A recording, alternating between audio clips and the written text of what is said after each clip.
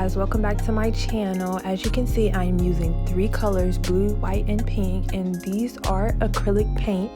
You can find them at Walmart for 50 cents. And the video is pretty much self-explanatory. As you can see, I am applying each color in like a stripe, I would say diagonal way, but trust and believe, I get a little crazy and some of them look weird, but however you want yours to look is the way you should do it. Just know you line it up in stripes with each other, and you get your fine art brush and you stroke them as much as you want. Honestly, the look is pretty much how you want it to be, but I was looking for a tie-dye look, and I know with the tie-dye look you really don't have to stroke it as much. So as you can see, you know, you do it to your desired look, and I hope you guys enjoy this video. Thanks for watching.